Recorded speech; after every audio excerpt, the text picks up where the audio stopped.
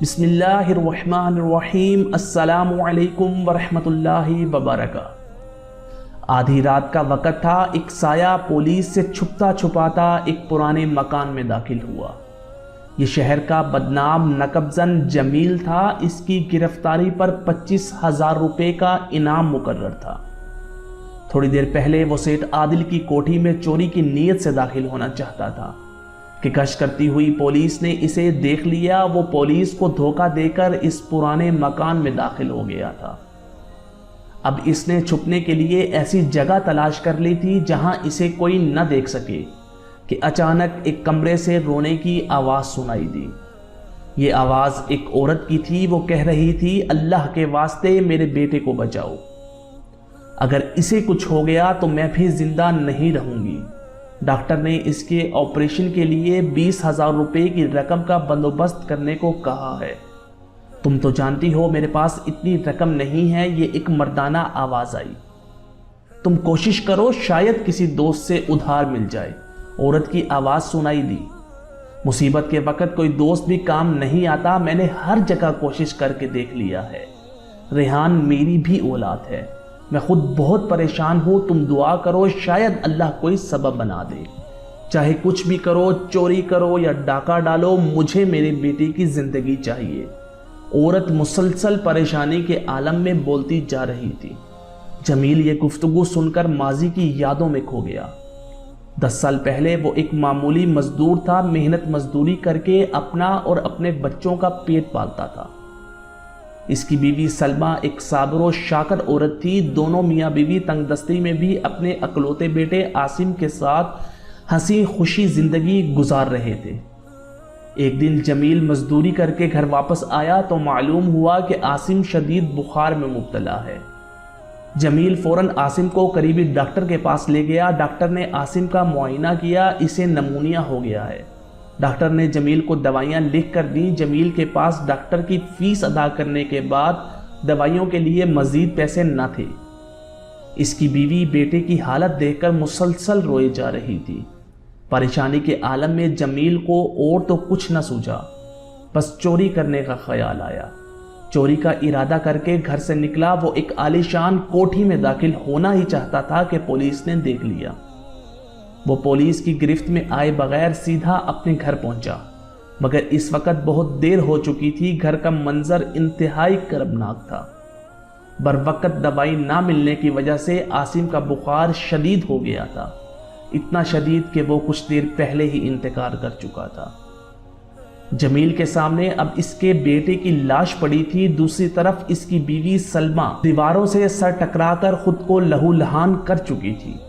اسی صدمے کی وجہ سے سلمہ کا بھی انتقال ہو گیا۔ جمیل کے لیے وہ لمحے انتہائی اذیت ناک تھے۔ اس نے پیسوں کے لیے غلط راستہ اختیار کرنا چاہا تھا۔ شاید یہ اسی عمل کی سزا تھی۔ اسی وقت پولیس بھی اسے ڈھونڈتے ہوئے وہاں پہنچ چکی تھی۔ جمیل اب پولیس کی تحویل میں تھا۔ جمیل نے بے گناہی کا یقین دلانے کی کوشش کی اور پولیس کو بتایا کہ اس کے بیٹے کی بیماری کے علاج کے لیے اس کے پاس رقم نہیں تھی، اس لیے وہ یہ قدم اٹھانے پر مجبور ہوا۔ گرفتاری کے بعد جمیل کو صرف اتنی مہلت دی گئی کہ وہ اپنی آنکھوں سے بیوی اور بچے کو دفن ہوتا دیکھ سکے۔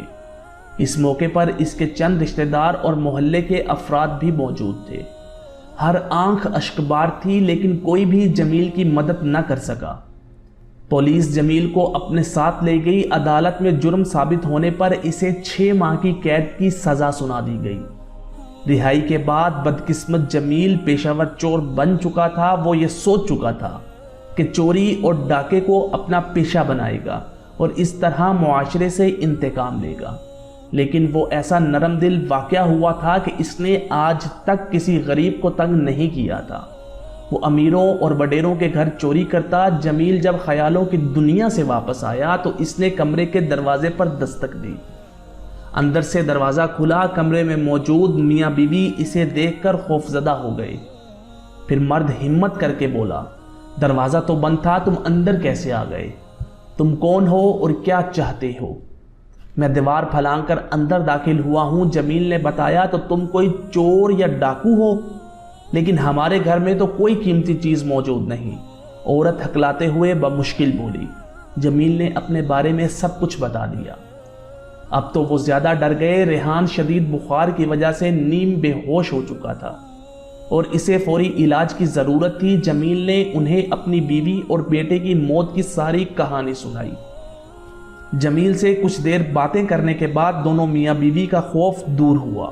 دونوں کی کہانی ایک جیسی تھی۔ جمیل چاہتا تھا کہ ان پریشان حال میاں بیوی کی مدد کرے اور ان کی زندگی تباہ نہ ہو جیسے میری زندگی تباہ ہوئی تھی۔ یہ سوچ کر جمیل نے کہا، تم مجھے گرفتار کرو، میری گرفتاری پر 25,000 روپے انعام مقرر ہے۔ اس رقم سے تم اپنے بیٹے کا علاج کروا لینا۔ میرے ساتھ زیادہ بحث مت کرنا، اسی میں میری خوشی ہے۔ ہم تمہیں کیسے گرفتار کروا سکتے ہیں؟ وہ شخص بولا، ہم اتنے ظالم نہیں کہ اپنے بیٹے کے علاج کی خاطر تمہیں پولیس کے حوالے کر دیں۔ ابھی وہ باتیں کر ہی رہے تھے کہ دروازے پر دستک ہوئی۔ باہر یقیناً پولیس ہے۔ جمیل نے کہا، تم چھت پر چلے جاؤ اور پائپ سے لٹک کر یہاں سے بھاگ جاؤ، عورت نے ہمدردانہ لہجے میں کہا۔ مرد نے بھی تائید میں سر ہلا دیا۔ جمیل کے اندر بدی کی تاریکی بادل چھٹ گئے تھے۔ اس کے اندر کسی کے کام آنے کا جذبہ پوری طرح جاگ گیا تھا۔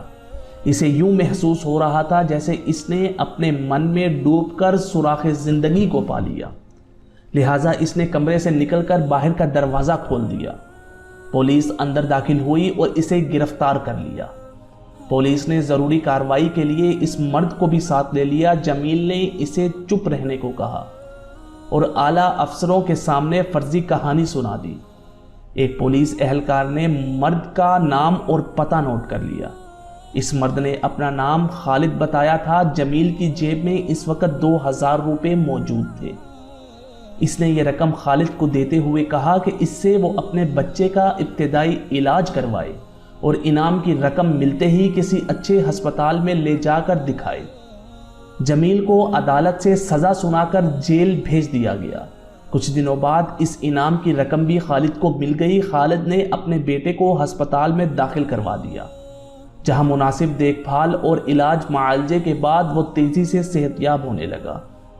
جمیل بہت خوش تھا کہ اس کی وجہ سے ایک گھر تباہی سے بچ گیا، ورنہ ہو سکتا تھا کہ جمیل کی طرح خالد بھی اپنے بیٹی کی زندگی بچانے کے لیے کوئی ناجائز طریقہ استعمال کرتا اور اس کا حشر بھی جمیل جیسا ہوتا اور وہ جرم کے راستے پر چل پڑتا۔ خالد اور اس کی بیوی اپنے محسن جمیل کو نہیں بھولے تھے۔ وہ باقاعدگی سے اسے ملنے جیل جایا کرتے تھے۔ صحت یاب ہونے کے بعد ننھا ریحان بھی ان کے ساتھ ہوتا تھا۔ جمیل کے دل کی دنیا مکمل طور پر تبدیل ہو چکی تھی۔ اس نے سوچ لیا تھا کہ رہا ہونے کے بعد اپنے ہاتھوں سے محنت مزدوری کر کے حلال روزی کمائے گا اور لوگوں کی خدمت کو اپنا اولین فرض سمجھے گا۔